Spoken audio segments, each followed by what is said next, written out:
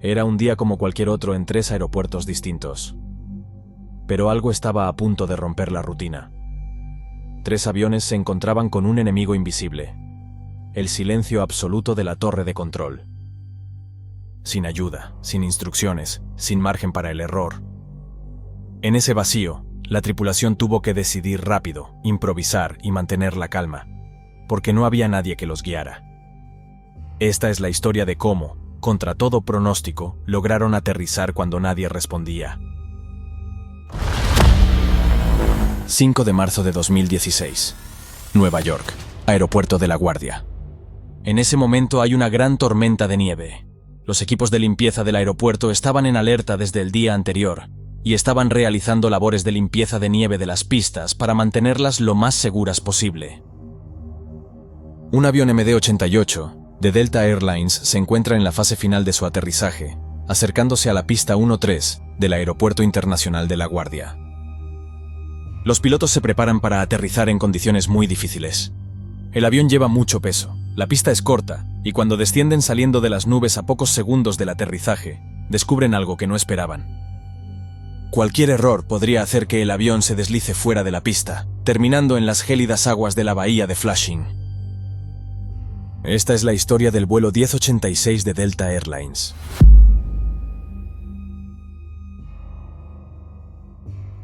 Aeropuerto Internacional Hartsfield-Jackson, Atlanta. El vuelo 1086 de Delta Airlines realizaba los preparativos para un vuelo de 2 horas y media con destino el Aeropuerto de LaGuardia, en Nueva York.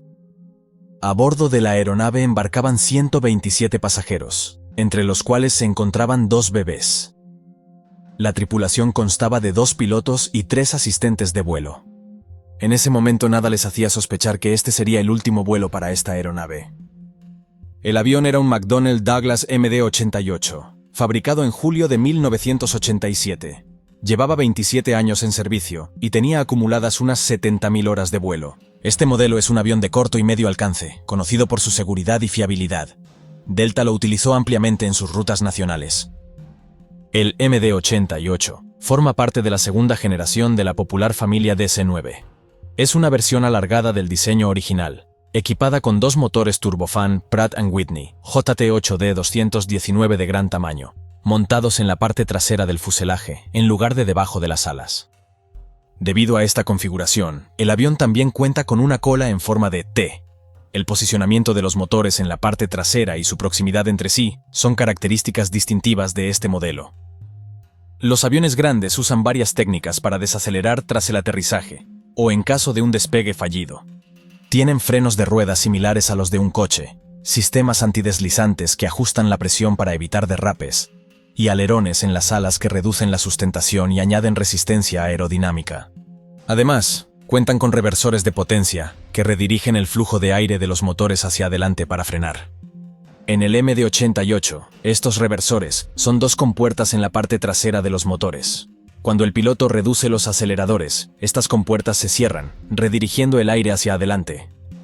Son especialmente efectivos a alta velocidad y pueden hacer que el avión vaya marcha atrás con su propia potencia. Pero aquí tenemos un dato importante. El sistema de reversores de potencia del MD-88 puede causar problemas al redirigir el aire hacia adelante, lo que puede perturbar el flujo sobre el timón y reducir su efectividad. Un fenómeno llamado supresión del timón. McDonnell Douglas identificó este problema en los años 80 y Delta emitió una guía sobre este asunto. Según esta guía, los efectos son mínimos a velocidades por debajo de 108 nudos, 200 km por hora, con una EPR de 1.3, y por debajo de 146 nudos, 270 km por hora, con una EPR superior a 1.6. Por eso, Delta Airlines recomienda a sus pilotos mantener una EPR de 1.3 en pistas resbaladizas y no superar el valor de 1.6 de EPR. El problema es que en pistas resbaladizas es donde más se necesita el empuje inverso y controlar con precisión los valores de EPR se vuelve un desafío para los pilotos. EPR quiere decir en inglés Engine Pressure Ratio, relación de presión del motor. Este hecho jugaría un papel crítico más adelante en esta historia. En la cabina del avión se encontraba una tripulación muy experimentada. El capitán al mando de este vuelo era Theodore Lauer, de 56 años, llevaba trabajando en Delta 26 años, desde el año 89.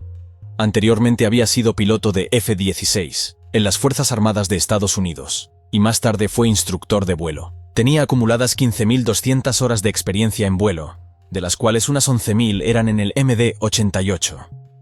Junto con él se encontraba el primer oficial David Phillips, de 46 años de edad. Había trabajado con Delta 8 años desde el año 2007. Contaba con 11.000 horas de experiencia en vuelo, con 3.000 de ellas en el MD-88. Anteriormente había sido piloto de la Marina de los Estados Unidos, además de ingeniero de vuelo. Ambos eran considerados pilotos de gran competencia. Además de los pilotos, viajaban 3 asistentes de vuelo en el MD-88. La primera auxiliar de vuelo tenía 60 años y era la jefa de vuelo. Estaba específicamente formada en los deberes y responsabilidades de un sobrecargo. Trabajaba en Delta desde octubre del 77 y en junio del 2008 obtuvo el título de jefa de vuelo. Estaba fuera de servicio el día anterior al accidente. Durante el vuelo 1086, ocupó el asiento del auxiliar de vuelo situado en la puerta principal de la cabina 1L. La segunda auxiliar de vuelo tenía 38 años de edad. Llevaba trabajando en Delta desde febrero de 2014. Ya había trabajado en Delta anteriormente desde noviembre del 98 hasta diciembre de 2006, donde se cualificó como líder de vuelo. Estaba fuera de servicio el 4 de marzo de 2015, el día anterior al accidente. Durante el vuelo, ocupó el asiento auxiliar en la puerta 2L. La tercera auxiliar de vuelo, de 49 años, pasó a ser empleada de Delta cuando la compañía y Northwest Airlines se fusionaron. Llevaba trabajando en Northwest como auxiliar de vuelo desde agosto de 1990. Estaba de servicio el día anterior al accidente. Entre el vuelo anterior y el vuelo 1086, tuvo 12 horas de descanso. Durante el vuelo del accidente, ocupaba el asiento en la cola del avión. A las 8:45 de esa mañana, el vuelo 1086 despegó desde la pista 28 del Aeropuerto Internacional Hartsfield-Jackson, en Atlanta. En esa etapa del viaje, el primer oficial estaba al mando del avión. En aproximadamente 2 horas, el avión llegaría al espacio aéreo de Nueva York. Mientras ascendían a su altitud de crucero de 33.000 pies, unos 10 kilómetros, los pilotos discutieron las condiciones climáticas en Nueva York. En ese momento recibieron una actualización del control de tráfico aéreo en Nueva York. Las condiciones meteorológicas estaban empeorando, y la tormenta de nieve continuaba cubriendo la región.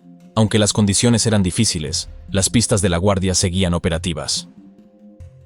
El capitán Lauer estaba al tanto de que el aeropuerto de La Guardia tenía fama de ser un aeropuerto con un aterrizaje complicado debido a sus pistas cortas y la cercanía de la bahía de Flushing, lo que no permitía margen de error. Debido a las tormentas de nieve que afectaban la costa este, se hacía cada vez más probable que el vuelo no pudiera aterrizar en La Guardia. Durante el crucero, los pilotos solicitaron actualizaciones meteorológicas a la central y a los controladores del tráfico aéreo. Las pistas estaban siendo constantemente tratadas con productos químicos para evitar la acumulación de hielo y nieve. Pero a pesar de los esfuerzos del personal en tierra, las condiciones aún eran críticas. La incertidumbre sobre el aterrizaje era estresante y jugaría un papel crucial en este vuelo.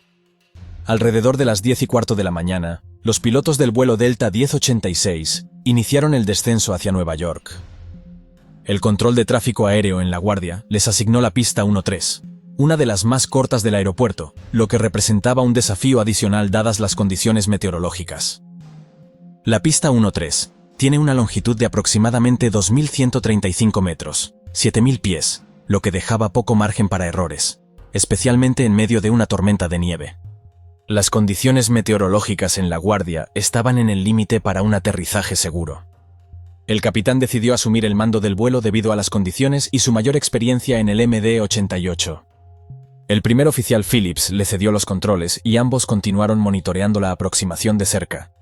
Los pilotos revisaron los gráficos de distancia de aterrizaje, que ayudan a calcular la distancia necesaria para aterrizar en función de varios factores como el ajuste de los flaps, el peso del avión, la velocidad y dirección del viento, y el estado de la pista. Confirmaron que incluso con la máxima potencia de frenado, necesitarían que la pista estuviera en buen estado para poder detenerse antes del final, siempre que la acción de frenado fuera buena. De no ser así, corría el riesgo de salirse de la pista y caer en las frías aguas de la bahía de Flushing. La decisión de intentar el aterrizaje en La Guardia dependía de un único factor crítico, la acción de frenado en la pista. La acción de frenado determina la capacidad del avión para reducir la velocidad al aterrizar. Depende del estado de la pista, si se encuentra con nieve, hielo o agua. Este factor no se mide objetivamente. Los pilotos que aterrizan en este tipo de pistas reportan de manera subjetiva la acción de frenado, clasificándola como buena, media o mala. El capitán preguntó al controlador de la guardia si tenía informes recientes sobre la acción de frenado de la pista. Sin embargo, el controlador no tenía nueva información, porque la pista estaba siendo despejada de nieve en ese momento. Las operaciones de limpieza continuaron durante unos 30 minutos más, y mientras tanto, todos los vuelos entrantes, incluido el vuelo Delta 1086, recibieron instrucciones de mantenerse en patrones de espera sobre Nueva York. El estrés en la cabina empezaba a intensificarse. El capitán expresó su frustración al primer oficial por no haber sido informado por el controlador sobre la posibilidad de tener que entrar en patrón de espera para el aterrizaje. Mientras la pista seguía siendo despejada de nieve, no había informes sobre la acción de frenado, ya que no se permitían aterrizajes en ese momento. El capitán temía que después de esperar un tiempo prolongado, se descubriera que la acción de frenado fuera media o mala, lo que significaría que tendrían que desviarse a otro aeropuerto. Si pudieran obtener información sobre la acción de frenado antes de que se despejara la pista, la tripulación podría decidir si merecía la pena la espera, o lo mejor era desviarse inmediatamente a otro aeropuerto. Además, la tripulación discutió el tipo de frenado que aplicarían al aterrizar. Dadas las condiciones, optaron por usar el ajuste más alto del sistema de frenado automático. Este sistema activa los frenos automáticamente una vez que el avión toca la pista. En condiciones normales, se utilizaría un ajuste bajo o medio, pero dada la corta longitud de la pista en La Guardia y las condiciones de la pista resbaladiza, el capitán decidió que sería necesario utilizar el freno automático en su máxima configuración. Los pilotos consideraron la posibilidad de aplicar el frenado manual máximo, que es aún más potente que el automático. Sin embargo, decidieron no hacerlo, ya que el capitán mencionó que nunca lo había utilizado antes y no era el mejor momento para hacer pruebas. A las 10:45 de la mañana, el control de tráfico aéreo de La Guardia informó que un vuelo que acababa de aterrizar reportó que la acción de frenado en La Guardia había sido mala. Al recibir la advertencia, la tensión en la cabina del vuelo Delta 1086 se disparó. El capitán, con gran preocupación, le dijo al primer oficial que con esas condiciones el aterrizaje no sería posible. Sin embargo, apenas unos minutos después, una nueva transmisión llegó. Otra aeronave había aterrizado en La Guardia y reportaba que la acción de frenado era buena. Aunque el vuelo anterior había informado que la acción de frenado en la pista 13 era buena, el capitán Lauer sabía que cualquier fallo podría tener consecuencias graves dada la corta longitud de la pista y la proximidad a la bahía. Una gran inquietud persistía en el capitán. La toma de decisiones para los pilotos es complicada cuando se enfrentan a informes subjetivos, especialmente al aterrizar un avión pesado a alta velocidad. En aeropuertos como La Guardia, donde la pista está cerca de aguas heladas, el riesgo es mayor. A pesar de esto, los pilotos acordaron con el control del tráfico aéreo continuar con el aterrizaje siempre que las condiciones de frenado fueran buenas. El capitán quería asegurarse de que los informes sobre la acción de frenado provenían de una aeronave similar a la suya, ya que esto le daría una mejor idea de cómo respondería su propio avión al aterrizar. En este caso, el avión era un Airbus A320, que tiene un rendimiento de frenado comparable al del MD-80. Aunque el frenado era marginal, las condiciones seguían estando dentro de los límites de seguridad, pero la pregunta seguía en el aire. ¿Realmente era seguro arriesgarse? El control de tráfico aéreo comenzó a dar vectores al vuelo Delta 1086 para alinearlo con la pista 13 en La Guardia. El capitán informó a los pasajeros del aterrizaje en breves minutos, y luego pidió a los asistentes de vuelo que aseguraran todo en la cocina, ya que planeaban usar los frenos automáticos al máximo durante el aterrizaje. En cuestión de minutos, el avión se alineó con el sistema de aterrizaje instrumental para la pista 13, y el primer oficial se puso en contacto con la torre de control para continuar con la aproximación final. Tower, Delta 1086 joining you, ILS runway 13.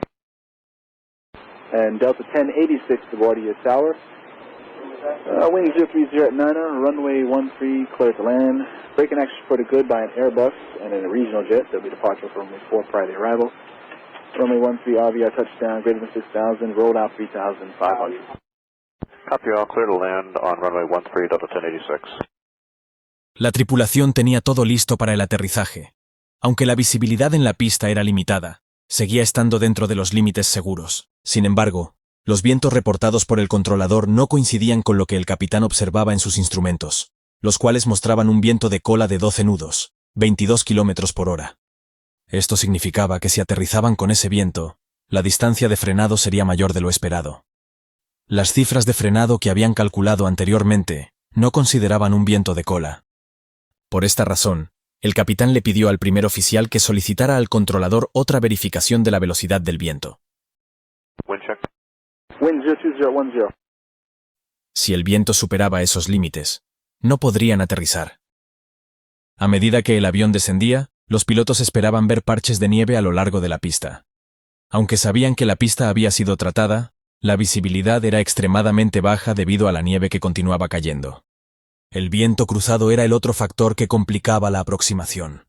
Los reportes meteorológicos indicaban vientos cruzados de hasta 12 nudos, 22 kilómetros por hora, lo cual estaba justo en los límites aceptables para el MD-88.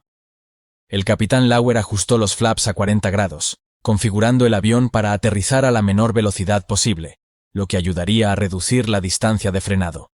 Además, los spoilers y los frenos automáticos fueron configurados para activarse en cuanto el avión tocara tierra. A medida que se acercaban más a la pista, cuando finalmente atravesaron las nubes, las luces de aproximación se hicieron visibles a través de la nieve, pero lo que apareció ante sus ojos fue algo con lo que no contaban. De repente, la pista apareció ante ellos, y lo que vieron les dejó de piedra. En lugar de una superficie con algunos parches de nieve, se encontraron con una pista completamente cubierta por una capa continua de nieve. En ese momento, la tensión aumentó, ya que esto significaba que la distancia de frenado sería aún mayor, complicando aún más un aterrizaje ya de por sí desafiante. La tensión aumentó aún más para el capitán. A pesar de que todos los aviones que habían aterrizado antes lo hicieron sin problemas, la incertidumbre era palpable. La velocidad del avión ya se había reducido a 140 nudos, 259 kilómetros por hora, y a una altitud de unos 230 pies, unos 70 metros. El capitán desconectó el piloto automático. Con decisión, tomó el control manual, listo para realizar el tramo final del aterrizaje. El capitán Lauer, completamente enfocado en la maniobra, inclinó ligeramente el morro del avión hacia abajo para asegurar un aterrizaje lo más pronto posible en la pista, con el objetivo de maximizar la distancia disponible para frenar. La aeronave tocó el comienzo de la pista a una velocidad de 133 nudos, 246 kilómetros hora, a las 11:02. El tren de aterrizaje principal hizo contacto con la pista 1-3, aproximadamente unos 600 pies, 180 metros, antes del inicio de la zona de aterrizaje. En cuanto el avión aterrizó y se detectó el peso en las ruedas, se esperaba que los spoilers se desplegaran automáticamente. Sin embargo, debido a que la superficie de la pista era resbaladiza, estos sistemas no se activaron como debían, intensificando la tensión en la cabina. Inmediatamente, al percatarse de la situación, el primer oficial activó manualmente los spoilers. En ese mismo instante, el capitán Lauer activó los reversores de potencia de los motores, redirigiendo el aire hacia adelante para ayudar a desacelerar el avión. Sin embargo, casi de inmediato, el avión empezó a deslizarse hacia la izquierda, aumentando la tensión en la cabina mientras la situación se volvía cada vez más crítica. Debido a una combinación de factores, el avión comenzó a inclinarse hacia la izquierda. El viento cruzado desde la izquierda empujaba el avión, haciendo que se inclinara contra el viento. El capitán, al notar esto, intentó corregir la trayectoria girando los mandos a la derecha para mantener el avión en la línea central de la pista. Sin embargo, en su empeño por detener el avión, cometió un grave error. Cuando el capitán activó los reversores de potencia, el reversor del motor izquierdo daba más potencia que el derecho, ya que se activó ligeramente más rápido que este, lo que también contribuyó a que el avión se desviara hacia la izquierda. Los motores montados en la parte trasera del MD-88, combinados con el excesivo uso del empuje inverso, provocaron un fenómeno conocido como supresión del timón, en el que el flujo de aire sobre el timón se interrumpe, volviendo ineficaz el control direccional del avión. Con tanta reversa activada, el efecto del timón de dirección se anuló completamente, lo que dejó al avión sin un control direccional efectivo a alta velocidad. Además, dado que la pista estaba resbaladiza, el sistema de dirección de las ruedas tampoco era de gran ayuda debido a la escasa fricción. La situación se volvía cada vez más crítica. El capitán Lauer intentó corregir la trayectoria del avión girando el timón hacia la derecha, pero el avión continuaba desviándose. Reconociendo la gravedad de la situación, El primer oficial Phillips gritó desesperado: «Desactiva los reversores». El capitán tardó unos segundos en reaccionar. Después redujo las reversas a ralentí. Haciendo todo lo posible para controlar la situación, desactivó el freno exterior y aplicó el frenado diferencial al máximo. Además, giró el timón a la derecha con todas sus fuerzas para recuperar el control de la aeronave. Esta maniobra empezó a surtir un ligero efecto, sin embargo ya era demasiado tarde. Pocos segundos después del aterrizaje, el avión se había desviado bruscamente hasta 20 grados hacia la izquierda, fuera de la pista. Aunque el capitán logró reducir la desviación a unos 10 grados, el avión seguía avanzando rápidamente fuera de la pista, sobrepasando alrededor de 3.000 pies, 915 metros a la izquierda de la pista de aterrizaje. El MD-88 se deslizó a la izquierda de la pista atravesando la valla perimetral del aeropuerto y chocando contra el terraplén que rodea la bahía de Flushing. El impacto fue violento. El ala izquierda del avión golpeó el terraplén y el depósito de combustible izquierdo se rompió, provocando una fuga de combustible. A pesar de la gravedad del impacto, afortunadamente no hubo fuego. El primer oficial rápidamente apagó ambos motores, para evitar que generaran más empuje y movieran la aeronave aún más hacia adelante, con el riesgo de que cayera en el agua. Esta acción también cortó la energía eléctrica a la grabadora de voz de cabina, por lo que el último sonido registrado fue el ruido desgarrador del ala izquierda raspando contra el muro de contención. Sin embargo, el avión continuó su movimiento. Finalmente, a las 11:03, la nariz del avión atravesó una cerca en la parte superior del muro de contención. La aeronave se detuvo con el morro de la cabina y la rueda delantera del tren de aterrizaje colgando sobre el borde del terraplén, a escasos metros de las frías aguas de la bahía de Flushing, mientras el resto del avión quedaba atrapado en el muro de contención. En una situación como esta, la tripulación de cabina puede iniciar una evacuación por su cuenta si no hay comunicación desde la cabina, y se identifica claramente una amenaza. Sin embargo, en este caso, la aeronave aún estaba en posición vertical, no había fuego ni peligro inmediato visible, y no se encontraban en el agua. Por lo tanto, esperaron instrucciones del capitán. El problema era que el accidente había dañado las baterías de la aeronave, afectando también el intercomunicador y el sistema de megafonía. Aunque intentaron poner en marcha la APU para restaurar la energía, no tuvieron éxito. Mientras tanto, el controlador de la torre había perdido el contacto visual con el avión debido a la nevada. El controlador no había visto el accidente, y al intentar comunicarse varias veces sin éxito, asumió que la aeronave había cambiado a la frecuencia terrestre sin avisar. Inmediatamente, se centró en el siguiente avión en la cola de aterrizaje. Delta 1086. Delta 1086. Delta 1086, Tower, you with me? Esto hizo que el accidente pasara desapercibido durante varios minutos, mientras el tráfico de aterrizaje continuaba acercándose al lugar del accidente. Afortunadamente, un vehículo de limpieza de nieve observó que la aeronave se salió de la pista. Inmediatamente, el operador del vehículo informó por radio a su supervisor, quien a su vez notificó a la torre sobre la situación, advirtiendo al controlador que la pista estaba cerrada. Tower, you copy. Call 100. Runway 13 is closed. Call 1, question, call 100, you said runway 13 is closed? Affirmative, 13 is closed. Team Red, Tower. Airport is closed. The airport is closed. We got a 3-4. El controlador no terminaba de entender lo que ocurría, por lo que le pidió al operario que repitiera la información. Call 100, say again. Tower, you have an aircraft off 31 on the North Vehicle Service Road. Please advise crash rescue. LaGuardia Airport is closed at this time. Unos minutos después, el controlador comprendió por completo la gravedad de la situación, y en ese mismo instante activó el sistema de emergencia, poniendo en marcha el proceso de rescate. El operario consultó con la torre de control si se había comunicado con la tripulación del vuelo 1086. El controlador informó que lo había intentado, pero no respondían. Tower, are you talking to the flight crew of the MD-80? I'm calling out for a Delta 1086, no response. El operario informó a la torre de control que el MD-88 tenía una gran fuga de combustible por el ala izquierda. Okay, sir, if he comes up, he's leaking fuel on the left side of his aircraft heavily. He's leaking, you said leaking fuel? Affirm, his wing is ruptured. El controlador se comunicó de inmediato con otros equipos en tierra para confirmar con precisión lo que había sucedido. Yeah, do you know what's going on? I don't know what happened over there. Yeah, they're talking about a fuel leak runaway out there now. What is that, on the approach end of 31 or 13?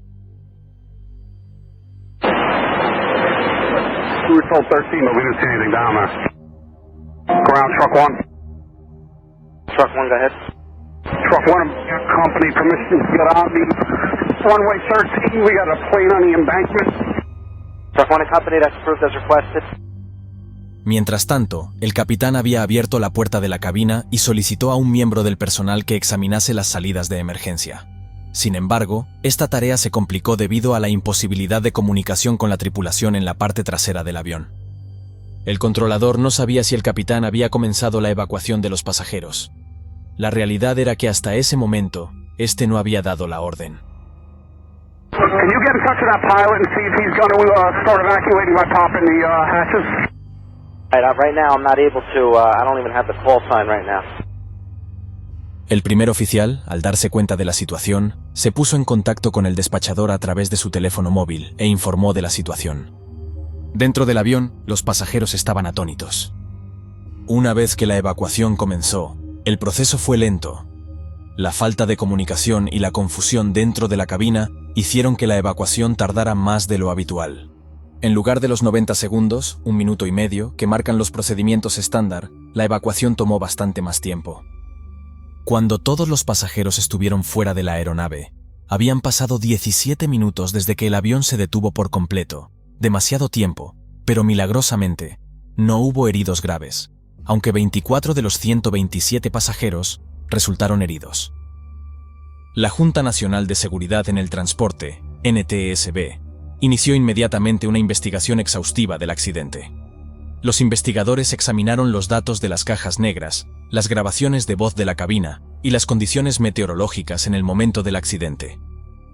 El informe final concluyó que la causa principal del accidente fue el uso inapropiado de los reversores de los motores por parte del capitán Lauer, lo que provocó la pérdida de control, debido a que el efecto del timón de dirección se anuló completamente. Aunque la tripulación había sido entrenada para evitar este tipo de situaciones, el estrés de la situación, combinado con las difíciles condiciones meteorológicas, contribuyó a la decisión del capitán de aplicar más potencia inversa de lo recomendado. El informe también señaló que las condiciones meteorológicas, aunque fueron complicadas, no eran lo suficientemente severas como para justificar un desvío del vuelo. No obstante, los investigadores destacaron que la tormenta de nieve y el efecto del viento cruzado jugaron un papel crucial en el desenlace del vuelo. La investigación del accidente llevó a varias recomendaciones cruciales. Se destacó la necesidad de mejorar la formación de la tripulación de vuelo y de cabina, especialmente en la toma de decisiones durante evacuaciones y en la gestión de la comunicación si los sistemas internos fallaban. La NTSB también recomendó a las aerolíneas que operan el MD-88 que refuercen la formación de los pilotos en el uso adecuado del empuje inverso. Además, se sugirió que Boeing considere la posibilidad de incorporar alertas en los aviones de la serie MD-80 para evitar el uso excesivo del empuje inverso. Además, se identificó la necesidad urgente de proporcionar a los pilotos un acceso más confiable a los datos sobre el estado de las pistas antes de aterrizar, particularmente en pistas que puedan estar contaminadas. Estos cambios fueron considerados vitales para evitar incidentes similares en el futuro. El 12 de noviembre de 1995, un McDonnell Douglas MD-83 de American Airlines con 78 pasajeros y tripulación a bordo se encuentra realizando su aproximación final al Aeropuerto Internacional Bradley en Connecticut. La tripulación está ansiosa por llegar al aeropuerto, pero la zona se encuentra bajo una intensa lluvia torrencial y las turbulencias no dan tregua. Los dos pilotos luchan por mantener el rumbo del avión. Los vientos son tan violentos que la torre de control tuvo que ser evacuada, quedando ahora bajo la supervisión de un único controlador, que no ha operado en la torre desde hace años. Mientras lidian con turbulencias severas, los pilotos tienen serias dificultades para distinguir la pista en medio de la fuerte lluvia. Un pequeño error que habían cometido minutos antes comienza ahora a pasarles factura, justo al pasar por debajo de su altitud mínima de descenso. Este es uno de esos casos excepcionales, en los que casi todo lo que podía salir mal, salió mal. Esta es la historia del vuelo 1572 de American Airlines, uno de los incidentes más extraños e impactantes de la historia de la aviación. 12 de noviembre de 1995. 73 pasajeros embarcaban a bordo del vuelo 1572 de American Airlines, en el Aeropuerto Internacional O'Hare en Illinois, Chicago. El vuelo se dirigía al Aeropuerto Internacional Bradley en Hartford, Connecticut, en un viaje de unas 2 horas de duración. El tiempo no acompañaba. Era una noche terrible para volar, con fuertes lluvias, tormentas eléctricas y tremendos vientos que azotaban gran parte de la mitad oriental de los Estados Unidos. Debido al clima, hubo retrasos generalizados y cancelaciones de numerosos vuelos. El vuelo 1572 debía partir de Chicago a las 9:25 de la noche. Sin embargo, debido a las condiciones meteorológicas, la salida del vuelo se retrasó casi 2 horas. Finalmente, alrededor de las 11:15 de esa noche, el vuelo 1572 abandonó la puerta de embarque. Los 73 pasajeros y 5 tripulantes comenzaron su viaje hacia Connecticut. Nada les hacía sospechar que en menos de 2 horas, sus vidas estarían en juego. El capitán de este vuelo era Kenneth Lee, de 39 años. Lee tenía 8.000 horas de experiencia de vuelo, de las cuales más de 4.200 fueron en el MD-80. Anteriormente había volado para la Fuerza Aérea de Estados Unidos, antes de unirse a American Airlines en 1986. El primer oficial, John Richards, tenía 38 años de edad y contaba con unas 5.100 horas de vuelo. Tenía una experiencia en el MD-80 de casi 2.300 horas. Había sido contratado por American Airlines en 1989 y, al igual que el capitán, había volado para la Fuerza Aérea de los Estados Unidos durante muchos años anteriormente. El avión utilizado para este vuelo era un McDonnell Douglas MD-83 de 8 años de antigüedad. Había acumulado hasta este momento casi 28.000 horas de vuelo. Estaba equipado con 2 motores Pratt y Whitney JT8D219. Era un avión fiable para trayectos cortos y medios. American Airlines fue el mayor operador mundial de aviones MD-80, con más de 300 unidades de este tipo en servicio, durante la década de 1990.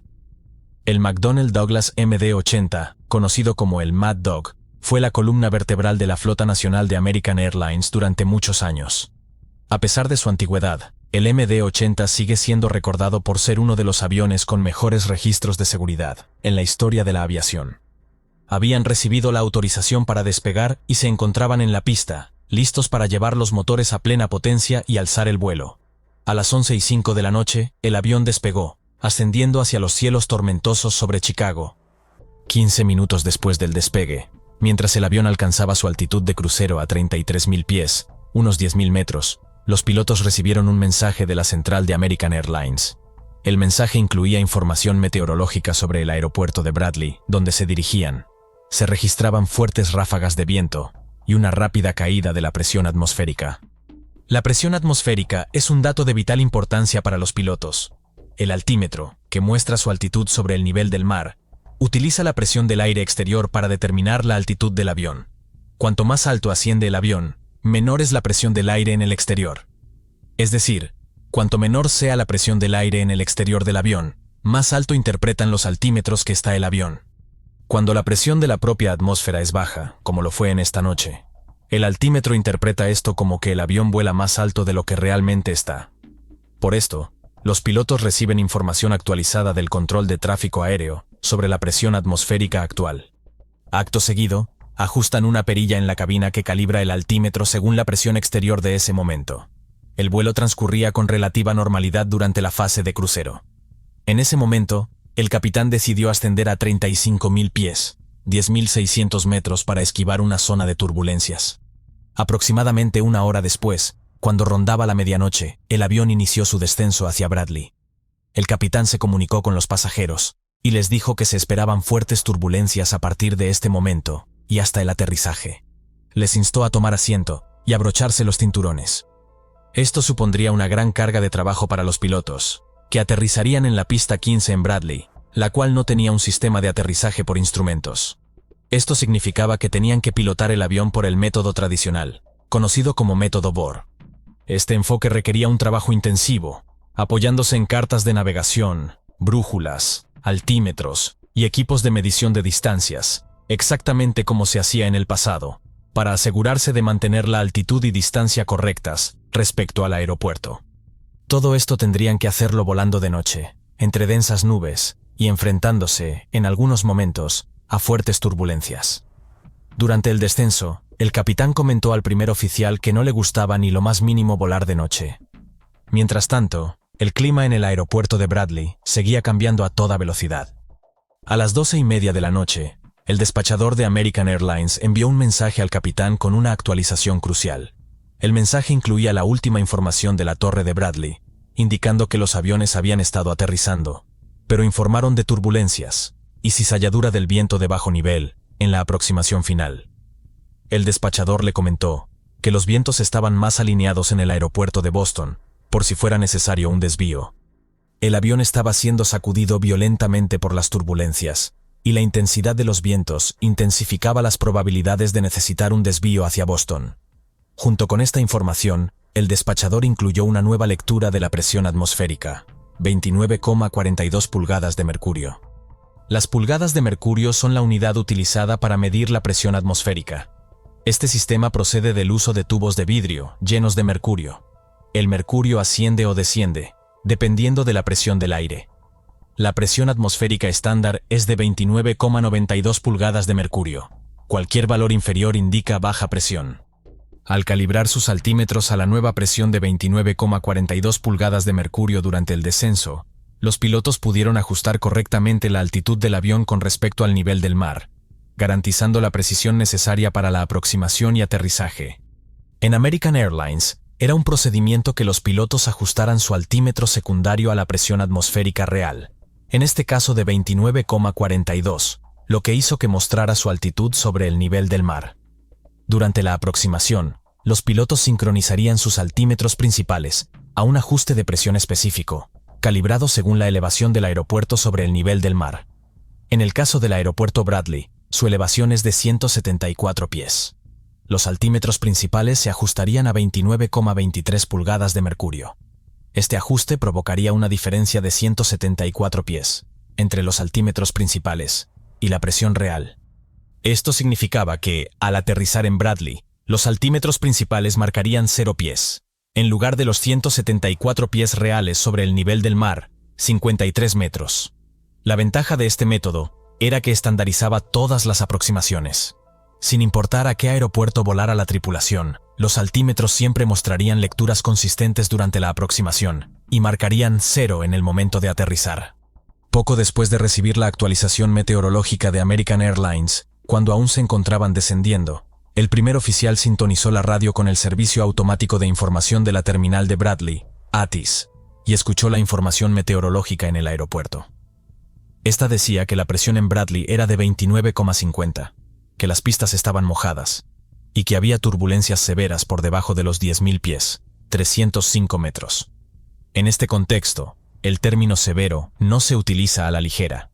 De hecho, existen criterios rígidamente definidos para 4 niveles de turbulencias que se experimentan en la aviación: ligera, moderada, severa y extrema. Cuando un avión se enfrenta a turbulencias severas, las fuerzas sobre la aeronave son tan fuertes que los pilotos pierden el control del avión, de tal manera que si no llevasen los cinturones de seguridad abrochados, saldrían despedidos de sus asientos. Este sería un momento de gran tensión para los pilotos y pasajeros. El primer oficial transmitió al capitán la información que estaba escuchando sobre el clima. Con la presión atmosférica cayendo rápidamente, sería importante que los pilotos tuvieran la última información actualizada mientras se acercaban al aeropuerto. Poco después, el control de tráfico aéreo solicitó al vuelo 1572 descender a 11.000 pies, 3.350 metros, y el controlador informó a los pilotos de un ajuste de presión actualizado de 29,40 pulgadas de mercurio. Este valor provenía de una observación meteorológica realizada a las 11:30, que ya tenía más de una hora de antigüedad. Sin embargo, seguía siendo más actual que el resto de informes disponibles para los pilotos. En ese momento, la presión atmosférica real había descendido considerablemente y continuaba cayendo. De hecho, el avión estaba ahora a más de 50 pies, 15 metros, por debajo de lo que indicaban sus altímetros. A la altitud actual, esta discrepancia era insignificante, pero a medida que se acercaran al aeropuerto, en condiciones de lluvia intensa y visibilidad reducida, esta diferencia resultaría fatal. Unos minutos después, mientras descendían a 11.000 pies, 3.350 metros, la tripulación revisaba la lista de verificación para el aterrizaje. Cuando el primer oficial mencionó altímetros, el capitán respondió 2950, refiriéndose al ajuste de presión que había identificado previamente, aunque este ya llevaba 90 minutos desactualizado. El primer oficial intentó aclarar la situación diciendo que habían mencionado 29,47 cuando empezaban a descender. A lo que el capitán respondió, OK. Aunque el primer oficial estaba en lo cierto al señalar que el capitán había mencionado un ajuste de altímetro obsoleto, cometió un error al recordar el valor actualizado, proporcionado por el control de tráfico aéreo durante el descenso. El controlador había indicado que el ajuste correcto era 29,40, pero el primer oficial lo recordó erróneamente como 29,47.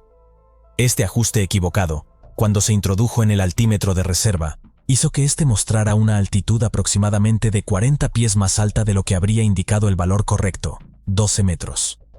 A pesar de este error, el primer oficial configuró los altímetros principales con el valor obsoleto de 29,23, probablemente considerando la elevación del aeropuerto. Esta discrepancia entre el altímetro principal y el de reserva no debería haber sido problemática, ya que los procedimientos de aproximación incluyen una verificación para asegurar que la diferencia entre los altímetros coincida con la altitud del aeropuerto sobre el nivel del mar. En ese momento, este detalle no parecía representar un problema inmediato. La presión atmosférica seguía cayendo rápidamente. Cuando los pilotos estaban en la aproximación final, la presión atmosférica real había caído a 29,24 pulgadas de mercurio, mientras que en sus altímetros aparecía una altitud de 70 pies por encima de su altitud real, 21 metros. Los ajustes del altímetro de los pilotos ahora estaban doblemente equivocados. La presión atmosférica real era inferior a la que el control del tráfico aéreo había informado y era aún más baja que la utilizada por los pilotos a bordo. A medida que continuaban el descenso, los pilotos comenzaron a informar sobre la aproximación a la pista 15 en Bradley. El capitán señaló que la altura del aeropuerto sobre el nivel del mar era de 174, y lo confirmó con el primer oficial. Sin embargo, los pilotos no se percataron de que la diferencia entre su altímetro de reserva y sus altímetros primarios era de 240 pies, 73 metros, en lugar de la elevación del aeropuerto de 174 pies, 53 metros. Esto se debió a que el primer oficial había ajustado la presión incorrectamente en 29,47 pulgadas en el altímetro de reserva, en lugar de los 29,40 que les había proporcionado el controlador. A la 1:15, el vuelo 1572 se acercaba al aeropuerto. El primer oficial se puso en contacto con el control de aproximación, quien les autorizó a descender a 4.000 pies, 1.220 metros, y les proporcionó la velocidad y dirección actual del viento. El viento soplaba desde los 170 grados, a una velocidad constante de 29 nudos, 52 kilómetros por hora. Al escuchar esto, los pilotos se sintieron aliviados. No obstante, aunque la dirección del viento era buena, casi en la misma dirección que la pista, este era fuerte, y tenía ráfagas de hasta 39 nudos, es decir, más de 70 kilómetros por hora. Los vientos eran tan intensos, que el agua comenzó a filtrarse por las ventanas en la torre de control, lo que obligó a evacuarla. Sin un controlador presente en la torre para autorizar el aterrizaje, la última comunicación oficial con la aeronave quedó a cargo del controlador de aproximación. Además de proporcionar la información sobre los vientos, el controlador también debería haber informado a los pilotos sobre la presión atmosférica al establecer el contacto inicial. Esto no solo era un requisito reglamentario, sino que también habría sido una medida prudente, teniendo en cuenta la rapidez con la que estaba bajando la presión. Sin embargo, el controlador olvidó incluir esta información cuando se comunicó con la tripulación. En ese momento, la última información de presión atmosférica disponible para el controlador era de 29,38, aunque pronto descendería a 29,36. Si hubiera transmitido este dato a los pilotos, habrían podido reajustar sus altímetros, lo que habría reducido su altitud aparente en 60 pies, 19 metros. En otras palabras, debido a este error del controlador, la aeronave volaba ahora 60 pies, 19 metros, más bajo de lo que los pilotos creían. El controlador autorizó a la tripulación para la aproximación a la pista 15. El avión se encontraba a unas 15 millas del aeropuerto, 24 kilómetros, a 3.500 pies, 1.060 metros, y alineado con la pista. En ese mismo instante, el capitán conectó el radar meteorológico, una pequeña antena ubicada en el morro del avión que barre una parte del espacio aéreo en forma de cono frente al avión. El capitán, al observar que no había tormentas en la zona, decidió apagar el radar. Mientras tanto, estaba utilizando el piloto automático en el modo VOC-LOC, en el que el sistema intenta guiar a la aeronave, basándose en las señales de las radiobalizas terrestres. Sin embargo, los fuertes vientos impedían que el piloto automático mantuviera el rumbo previsto. Ante esta situación, el capitán cambió el piloto automático al modo de selección de rumbo, Heading Select, y ajustó manualmente el dial para redirigir la aeronave hacia un rumbo que les alineara con la pista. Los pilotos ya habían preparado completamente el avión para el aterrizaje. Habían establecido los flaps en 40 grados, y el tren de aterrizaje estaba desplegado y bloqueado. El capitán comenzó a descender a 2000 pies, 609 metros, mientras el avión se zarandeaba de un lado a otro, con fuertes vientos y lluvia golpeando el parabrisas. En ese momento, el controlador de aproximación informó a los pilotos que ahora había alguien en la torre. Aunque aclaró que la torre no estaba realmente abierta de forma oficial, indicó que podían cambiar a la frecuencia de la torre para comunicarse. La tripulación sintonizó la nueva frecuencia y estableció contacto con una persona en la torre, quien resultó ser un supervisor que no había trabajado en esa posición durante 3 años. Había decidido quedarse, para asegurarse de que el vuelo aterrizara de forma segura. Sin embargo, al no ser oficialmente un controlador de torre, no estaba autorizado legalmente para dar la autorización de aterrizaje. Esto significaba que el capitán tendría que aterrizar la aeronave por su propia iniciativa y autoridad. El avión había descendido a 2000 pies, 609 metros, y el piloto automático mantenía esa altitud. Cuando la tripulación pasó el punto de 5 millas desde la pista, 9 kilómetros, el capitán inició el descenso hacia la MDA, altitud mínima de descenso, establecida en 908 pies, 276 metros sobre la elevación del aeropuerto. La MDA es la altitud más baja permitida durante una aproximación sin contacto visual con la pista, y varía según el aeropuerto, en función de la presencia de colinas, edificios y otros obstáculos en las inmediaciones. Respetar esta altitud es crucial para evitar colisiones con obstáculos durante la aproximación. En el caso del aeropuerto de Bradley, había una colina situada a unas 2,5 millas del umbral de la pista 15, 4,5 kilómetros, con su punto más alto a 819 pies, 250 metros. Sin embargo, las cartas de aproximación utilizadas por la tripulación no indicaban la presencia de esta colina, lo que representaba un peligro significativo en estas condiciones. En ellas aparecía sin especificar un obstáculo a 819 pies de altura, 250 metros, que podría haber sido cualquier cosa, como una antena. Si los pilotos hubieran tenido unas cartas de navegación con la información completa, habrían sabido que era una extensión de terreno, en lugar de un único punto. El capitán seleccionó el modo de velocidad vertical en el piloto automático, configurando el avión para descender a una tasa de 1000 pies por minuto, 18 kilómetros por hora. El plan era que al llegar a 908 pies, 276 metros, activaría el modo de mantenimiento de altitud para estabilizar el avión hasta que pudiera ver la pista. A la 1:05 de la madrugada, cuando la aeronave se acercaba a los 1000 pies, el supervisor en la torre comunicó por radio una alerta de cizalladura del viento. Este fenómeno, caracterizado por cambios bruscos en la dirección o intensidad del viento en distancias cortas, representa un riesgo significativo, especialmente durante las aproximaciones finales. Los procedimientos de aproximación de American Airlines requerían que el piloto que no estuviera al mando, en este caso el primer oficial, anunciara 3 altitudes clave durante la maniobra para garantizar un aterrizaje seguro. La primera era cuando la aeronave estuviera a 1000 pies sobre el nivel del aeropuerto, 304 metros. La segunda al llegar a 100 pies por encima de la altitud mínima de descenso, 30 metros. Y la tercera al alcanzar la altitud mínima de descenso. Al llegar a los 1000 pies, 304 metros, el primer oficial del vuelo 1572 realizó el anuncio correspondiente, pero no hizo lo mismo al llegar a los 100 pies, 30 metros, por encima de la MDA, altitud mínima de descenso. Sin embargo, recordó al capitán que la altitud mínima de descenso era de 908 pies, 276 metros, un recordatorio crucial en ese momento.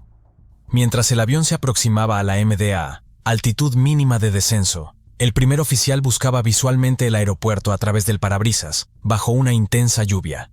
Pero al volver a revisar los instrumentos, notó que la aeronave había descendido por debajo de los 908 pies, 276 metros, y alertó al capitán.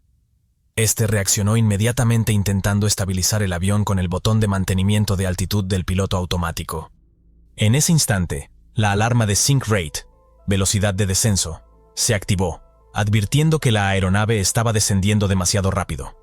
De repente, mientras la aeronave volaba a más de 250 km por hora, el avión impactó contra las copas de los árboles, en la cresta de una colina cercana. El impacto sacudió violentamente el avión, ocasionando un estruendoso ruido por toda la cabina. Las ramas impactaron contra los motores, provocando incendios en ambos. A pesar de todo, la aeronave aún se encontraba a poco más de media milla del aeropuerto, menos de 1 kilómetro. El capitán aceleró a máxima potencia y colocó los flaps en 15 grados.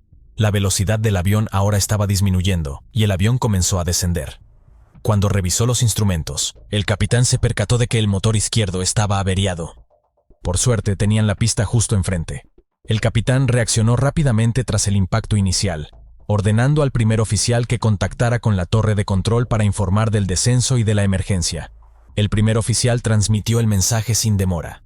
El capitán, consciente de la gravedad de la situación, decidió desplegar los flaps completamente, una maniobra arriesgada.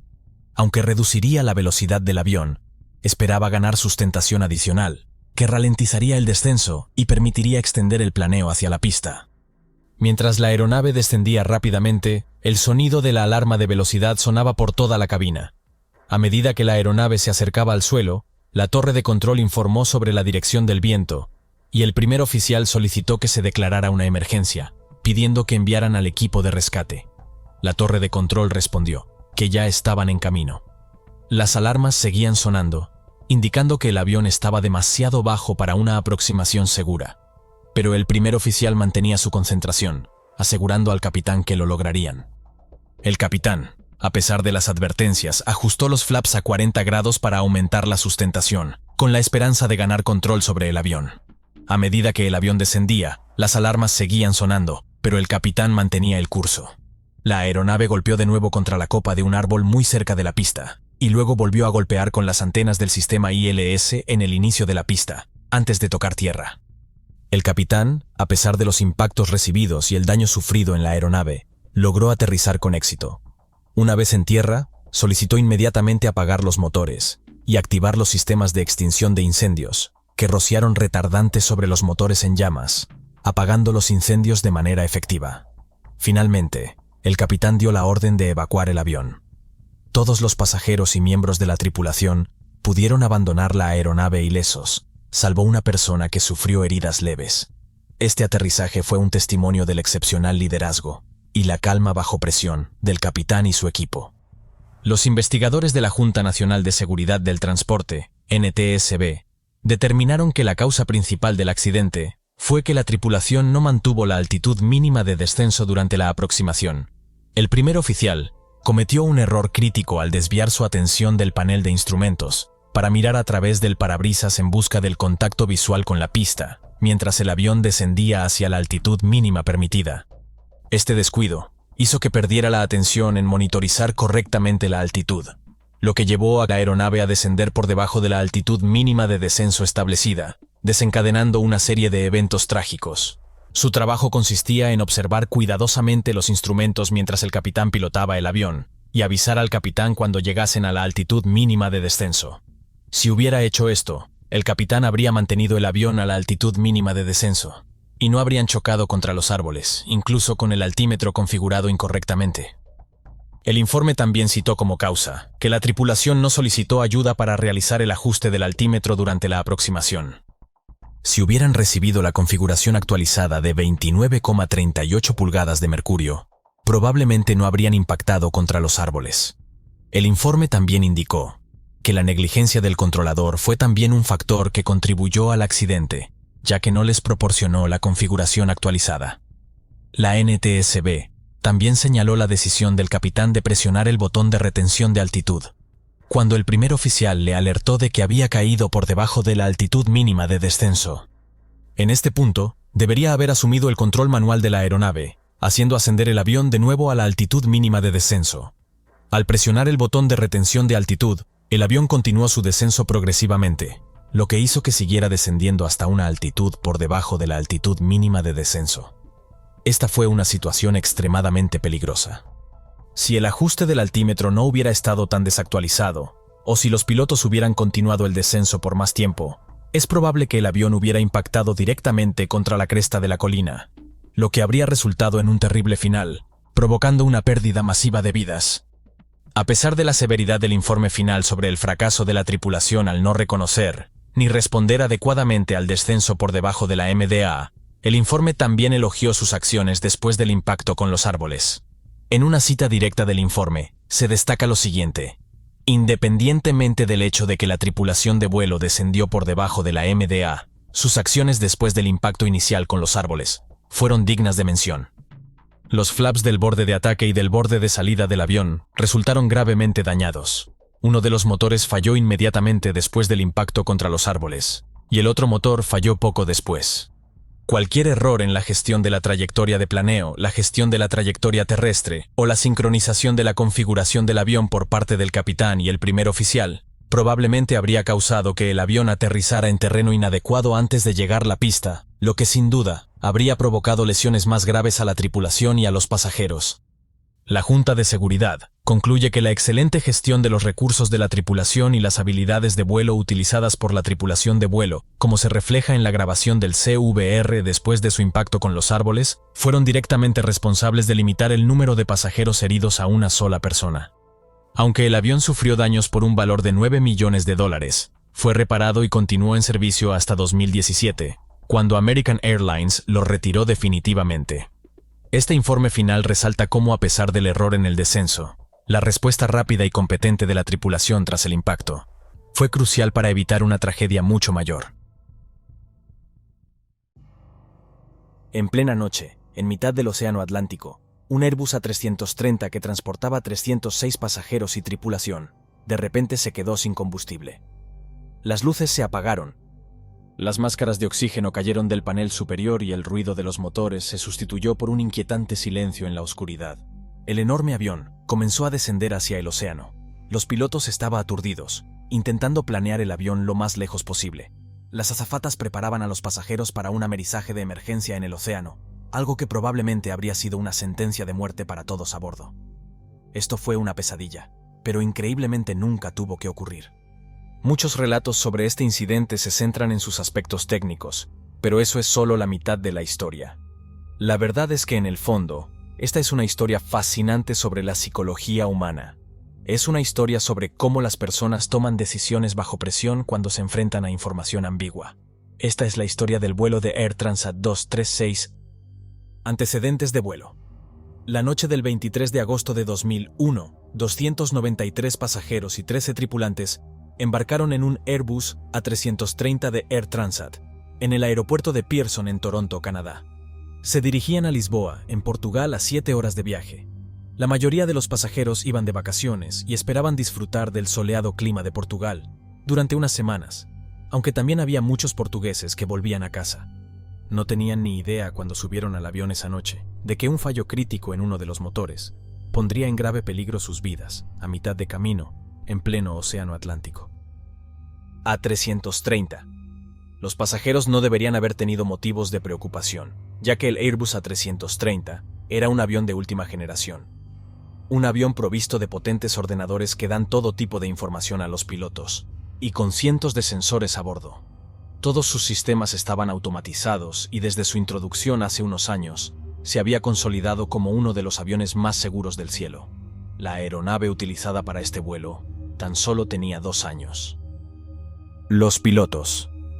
Al mando del vuelo se encontraba el capitán Robert Piché, de 48 años.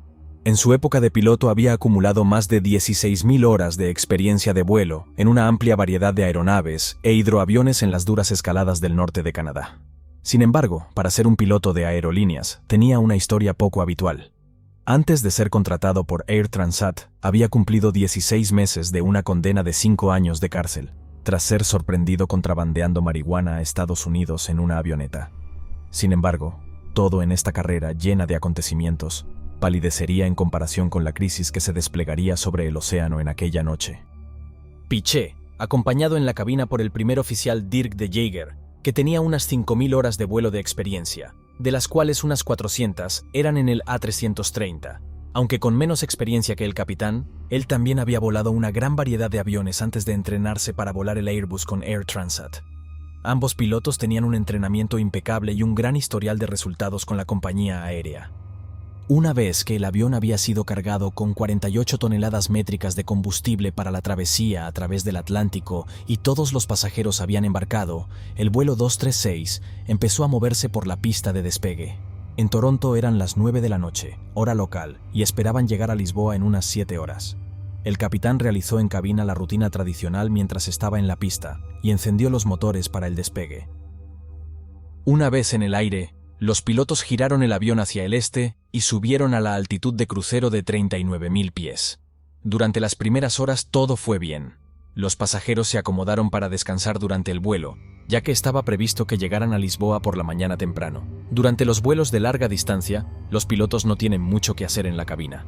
Revisando la lista de comprobación del piloto automático utilizado por los pilotos en este vuelo, sus funciones consistían principalmente en la comprobación de la cantidad de combustible, el plan de vuelo con informes de posición al control del tráfico aéreo, ya que no había radar sobre los océanos, y controlar los sistemas de la aeronave. Todo era rutina en la cabina en las primeras 4 horas.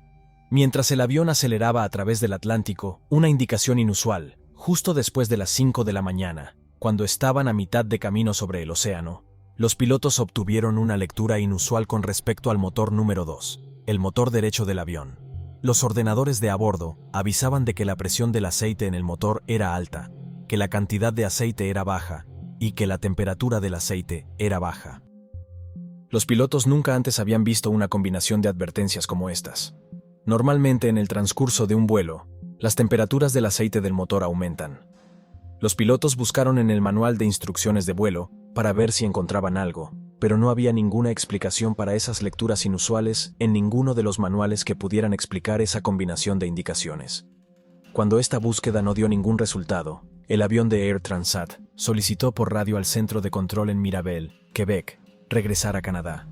Les transmitieron los inusuales avisos, y desde tierra les respondieron que lo iban a investigar y se pondrían de nuevo en contacto con la aeronave.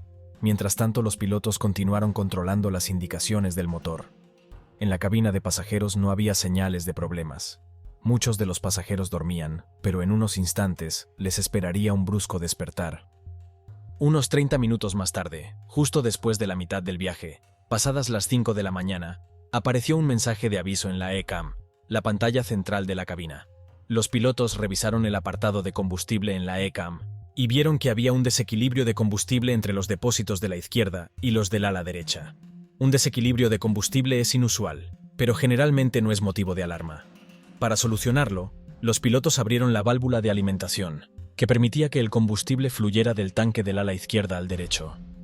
Sin embargo, apenas 10 minutos después del desvío de combustible, los pilotos vieron que el panel indicaba que el total combustible de la aeronave había caído por debajo del nivel necesario para llegar a Lisboa.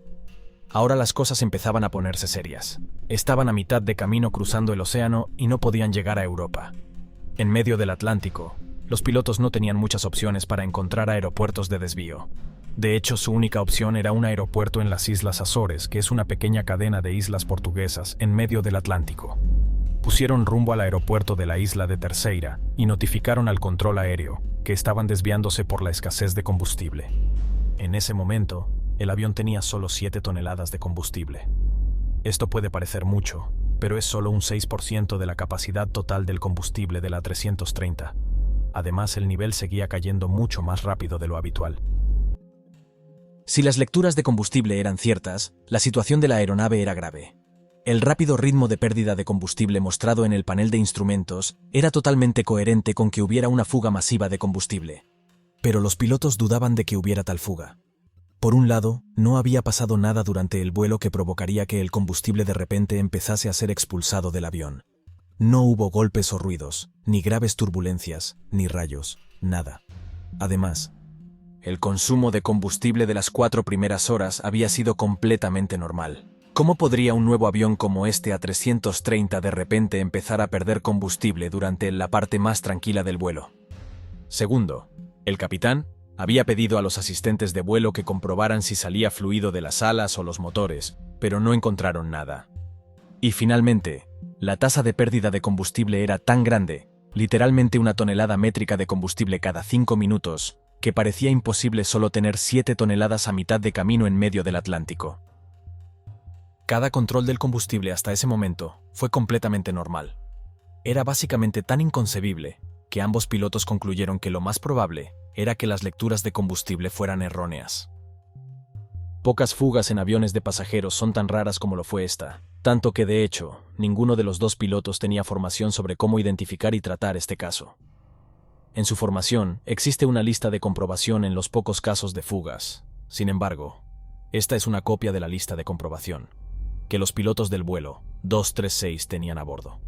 Aparte de esto, los pilotos no estaban preparados para enmarcar los problemas que estaban viendo en esta fuga de combustible. Además, ya tenían más o menos la conclusión de que las indicaciones que habían recibido antes sobre el aceite del motor eran probablemente erróneas. En un avión complicado como el A330, los datos erróneos generados por sensores defectuosos no son, ni mucho menos, un hecho inaudito. Así que cuando los pilotos vieron que el nivel de combustible mostraba niveles increíblemente bajos, asumieron que estas indicaciones eran erróneas también. Pero la trágica realidad, por supuesto, era que los pilotos tenían razón al pensar que tanto las indicaciones del aceite del motor y el poco nivel de combustible estaban relacionadas. Aunque lo que no sabían los pilotos era que el factor común que explica a ambos no era un fallo informático, sino una fuga de combustible en el motor derecho. En el interior del motor número 2, una tubería hidráulica vibrante había rozado la cubierta exterior de una tubería de combustible, rompiéndola y haciendo que el combustible saliera disparado hacia el motor a una velocidad aterradora. Esto había sido la causa, tanto de las indicaciones extrañas del aceite del motor y de las indicaciones de bajo combustible. El fenómeno psicológico conocido como el sesgo de confirmación desempeñó un papel crucial aquí. El modelo mental inicial de la tripulación sobre su situación era que los indicadores del aceite del motor fueron el resultado de un error en los sensores. Construyeron una imagen de la situación, en lugar de investigar y buscar pruebas que reforzasen sus argumentos, para confirmarlo o no. Incluso mientras recibían nuevas evidencias que sugerían que podría haber fugas de combustible por su desequilibrio y la rápida pérdida del mismo en los indicadores, los pilotos se olvidaron de dar un paso atrás y reevaluar su hipótesis inicial. Es bien sabido en psicología que en condiciones de estrés y alta carga de trabajo, este fenómeno es especialmente potente. Los pilotos estaban tan ocupados hablando y revisando la lista mantenimiento y de control, y coordinando el desvío de su trayectoria con la tripulación de cabina y con el control de tráfico, que tenían pocas oportunidades de reevaluar su comprensión de la situación. A pesar de haber suministrado combustible del depósito izquierdo al derecho minutos antes, el desequilibrio entre los dos depósitos seguía existiendo. De hecho, el avión estaba perdiendo combustible a un ritmo vertiginoso, pero por las razones que acabamos de mencionar, los pilotos no podían creer que hubiera una fuga de combustible. A pesar del alto nivel de automatización del Airbus A330, no había ninguna advertencia que indicara a los pilotos que había una fuga. La única forma en que podrían determinarlo era controlando el ritmo de pérdida de combustible en cada tanque. Pero por si acaso había una fuga de combustible en el ala derecha, los pilotos encendieron las bombas de combustible del ala derecha y apagaron las del ala izquierda para invertir la dirección de la alimentación cruzada, de modo que el combustible del tanque del ala derecha se utilizaba ahora para alimentar ambos motores. La tripulación se puso de nuevo en contacto con el Centro de Control de Mantenimiento de Air Transat y les informó de las inexplicables indicaciones de bajo nivel de combustible. En ese momento el avión solo tenía 4,8 toneladas de combustible, en lugar de las 17 toneladas que debería tener. Durante su conversación con el control de mantenimiento, la cantidad de combustible siguió descendiendo. Los pilotos consideraron llevar a cabo el procedimiento de fuga de combustible, pero el capitán finalmente decidió no hacerlo, porque el procedimiento requería que descendieran a 20.000 pies. El capitán pensó que, si efectivamente había una fuga de combustible, descender sería una idea terrible, ya que quedarse sin combustible a su altitud actual de 39.000 pies era mucho mejor que quedarse sin combustible justo a 20.000 pies, que era casi la mitad de su altitud actual. En la psicología de la resolución de problemas, la decisión del capitán de no llevar a cabo este procedimiento se explica por un fenómeno conocido como el sesgo de encuadre. En las decisiones en las que hay riesgo, la gente tiende a encuadrar sus opciones en términos de pérdidas y ganancias. El capitán en este caso tenía que elegir entre una pérdida segura, que era descender a 20.000 pies, frente a una pérdida menos probable, pero más desastrosa, que era permanecer a 39.000 pies y no diagnosticar una fuga de combustible. En estas situaciones, la gente tiende a elegir la segunda opción, la más arriesgada. El razonamiento dice que es mejor que ocurra algo terrible, a que ocurra algo moderadamente malo. Pero la duda se disipó minutos más tarde, cuando el motor derecho se incendió. El capitán aplicó inmediatamente el máximo empuje al motor restante y comenzó a descender con un solo motor en funcionamiento. El avión aún podía volar, pero no a 39.000 pies. Mientras tanto, el primer oficial notificó al control de tráfico aéreo que habían perdido un motor y que estaban descendiendo. En ese momento, a la tripulación solo le quedaban 600 kilos de combustible. Todavía estaban a 240 kilómetros del aeropuerto.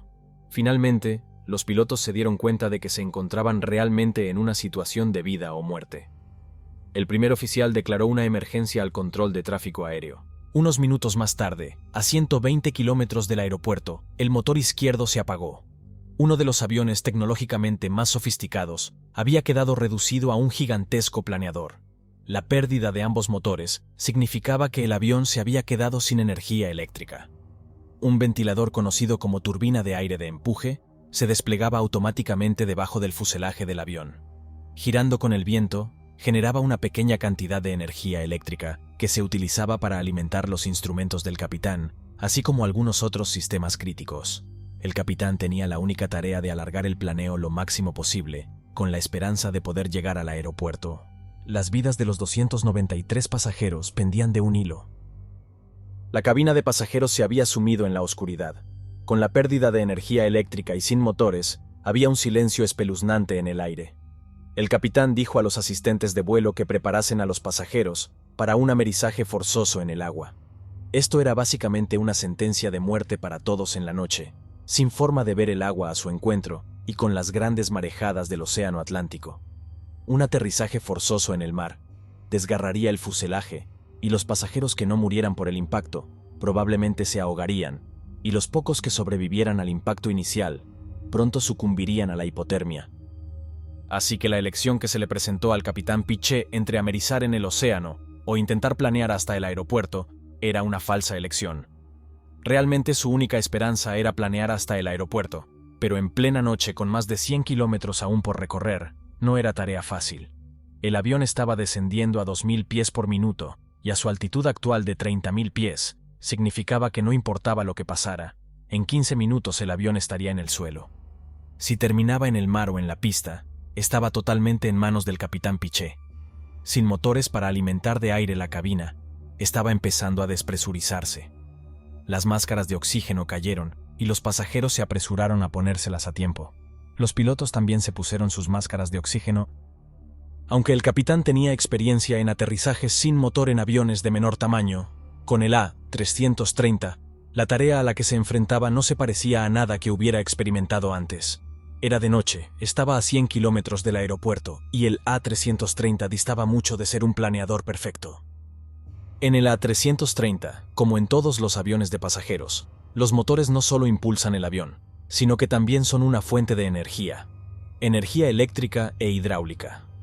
La pérdida de ambos motores había provocado que varios sistemas importantes dejaran de funcionar. Para empezar, el avión había perdido 2 de sus 3 sistemas hidráulicos. Estos accionaban el estabilizador en el plano de cola, haciendo más difícil para el capitán controlar el cabeceo del avión. El avión también había perdido la mayor parte de sus alerones del ala, la dirección de la rueda del morro y los inversores de empuje en los motores.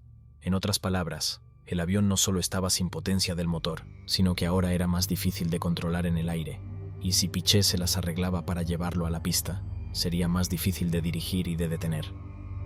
En el aeropuerto, el controlador de la torre empezó a encender y apagar las luces de la pista para mostrar a los pilotos dónde estaba el aeropuerto. La tripulación podía verlo desde muy lejos en el horizonte, un solitario punto de luz en el oscuro océano Atlántico.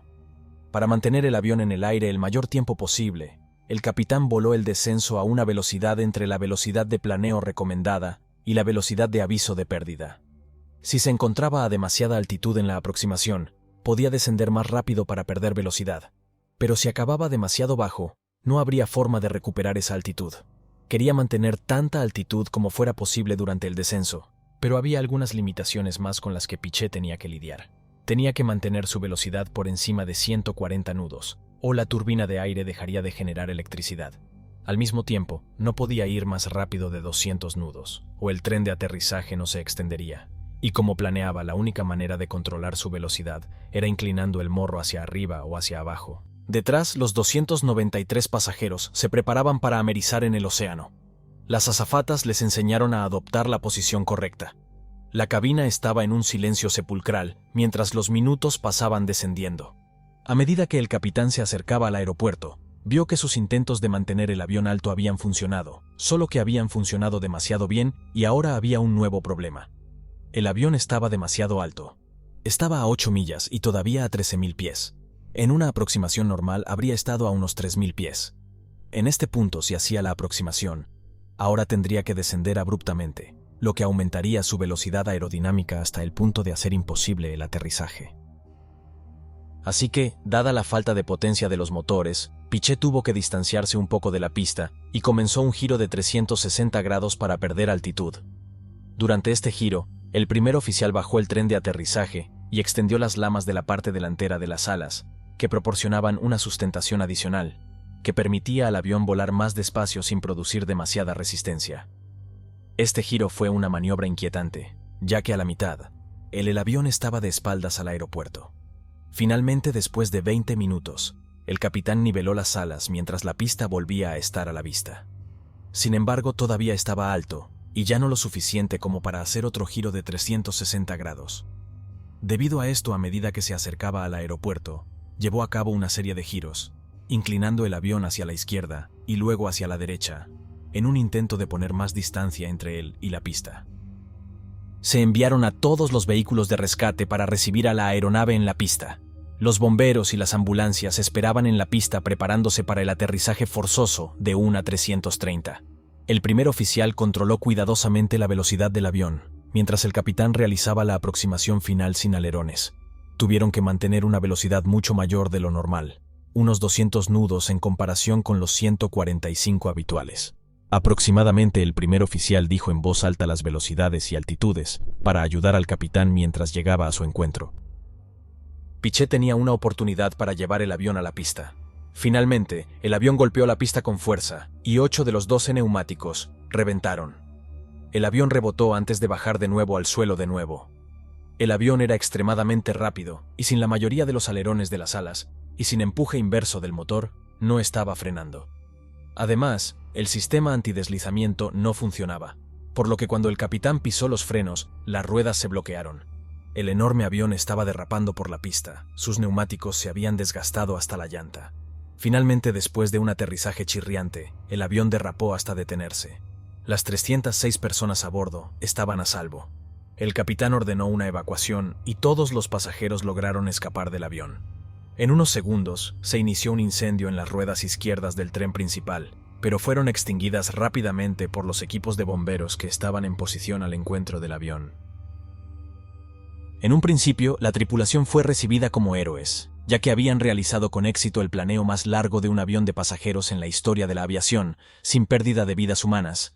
Pero pocos días después, se plantearon preguntas acerca de cómo los pilotos acabaron sin combustible sobre el Atlántico. ¿Por qué no confiaron en sus instrumentos, que les indicaban que el combustible estaba bajando mucho más rápido de lo normal? Y que si los pilotos habían llevado a cabo alguno de los escenarios alternativos de fuga de combustible cuando iniciaron el desvío, tanto si era el procedimiento de fuga de combustible, habrían aterrizado con al menos 3,8 toneladas métricas de combustible. El origen de la fuga de combustible. En cuanto a la fuente original de la fuga de combustible, los investigadores encontraron que el mantenimiento se había llevado a cabo en el motor número 2. Poco antes del vuelo, un técnico había sustituido una parte del motor, con una parte que estaba destinada a otra aeronave. Esto había llevado a una línea hidráulica a hacer contacto con un tubo de combustible. La línea hidráulica vibró y presionó contra el tubo de combustible que se rompió, causando una masiva fuga de combustible. Aunque el informe final afirmaba que el hecho de que el piloto no reconociera la fuga de combustible a tiempo contribuyó a que la aeronave se quedara sin combustible, también elogiaba su manejo de la situación una vez que los motores fallaron. He aquí un extracto del informe final. Aproximación y aterrizaje. El manejo de la aeronave por parte del capitán durante el descenso y aterrizaje sin motores fue notable, dado que la situación era estresante, era de noche, había pocos instrumentos disponibles, el control del cabeceo era limitado y nunca había recibido formación para este tipo de perfil de vuelo, continuaba diciendo. El primer oficial proporcionó un apoyo completo y eficaz al capitán durante el descenso y aterrizaje sin motores, con éxito. Un año después del incidente, tanto Piché como Jagger fueron galardonados con el Premio Superior Airmanship por la Asociación de Pilotos de Líneas Aéreas, en reconocimiento a su extraordinaria habilidad en la ejecución de un aterrizaje sin motor de un Airbus A330. Hasta el día de hoy ostentan el récord del planeo más largo de un avión de pasajeros, en un vuelo de aproximación y aterrizaje.